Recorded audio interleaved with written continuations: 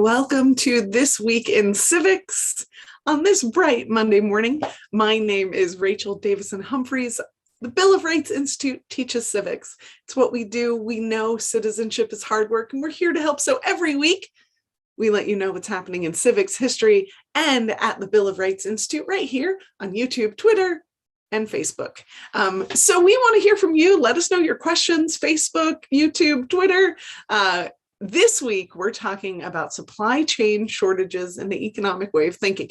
It's been all over the news, and it's something that, adults are struggling to understand, let alone the young people that we work with. So in my daily life, everything from the coffee run to the grocery store to gas buying, I'm seeing notices from vendors and things on the shelves that are missing. And then it's really like, what is going on? And it's a hard thing to understand. The complexity of markets is complex, and we don't always understand or know why different industries are being affected by different policies, or different disruptions cause a ripple effect throughout the entire supply chain.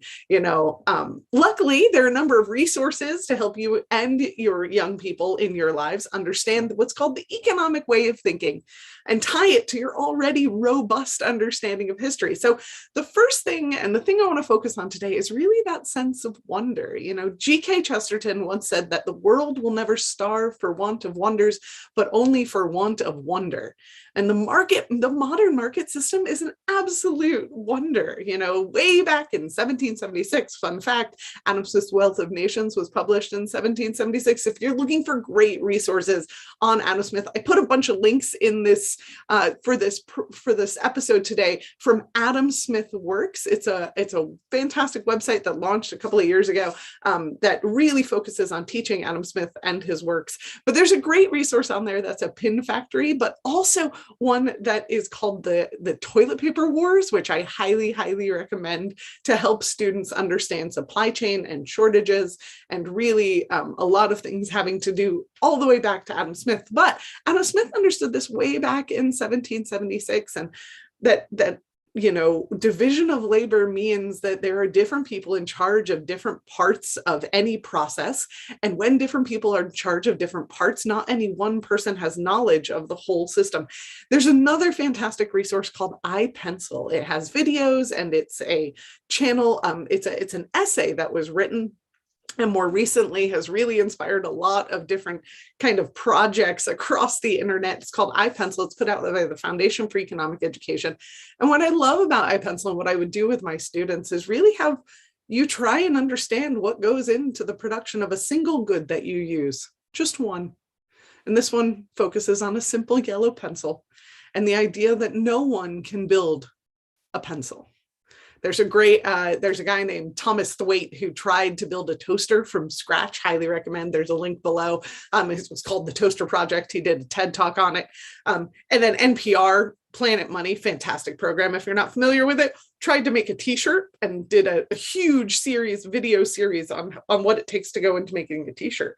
But if you just think about something simple like a pencil, and all of the people and resources that go into sourcing the wood and the paint and the ferrule, which is the little like metal thing on the end, and the what goes into the eraser, and just all the complexity, and then all the tools that it takes to do that, and all the people who it takes to make the tools, and all the people who it takes to make the things that make the tools, right? And it just keeps going and going and going.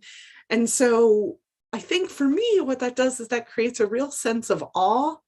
And when I see these disruptions, I'm like, oh, so many people are affected by the decisions we make, whether that is to stop using a product or start using a product or change the way that we work. That has ripple effects throughout the world now with a global economy. And there's a lot of awe there for me. And that helps sometimes when I'm frustrated and can't get my additive for my coffee, right? The other organization that you should know about if you're interested in this sort of thing is the Foundation for Teaching Economics. I put a great essay that they have called Economic Way of Thinking in the chat below. And then, of course, the Bill of Rights Institute is here to help you. So we have, especially in our Life, Liberty, and Pursuit of Happiness digital textbook and our digital resource called Documents of Freedom. We have a number of different resources. We have a whole economics playlist that you can look up, but specifically we have a civics connection on civil rights and economic liberty. I put a link below in the chat. And then for our YouTube viewers, we also have a number of different YouTube playlists on advanced placement preparation for US history, which has a ton of economic implications and explorations in it. So we're here to help you with it. We hope that to hear your questions. What are you working through? What resources are you using? I'd love to hear from them. As we continue on this great American experiment in self-government, BRI is here to help you understand and teach our shared principles in history. Almost every week, I'm here on bright and early Monday morning talking through current opportunities. So sign up. I'd love to hear from you. Citizenship is hard work, and we're here to help.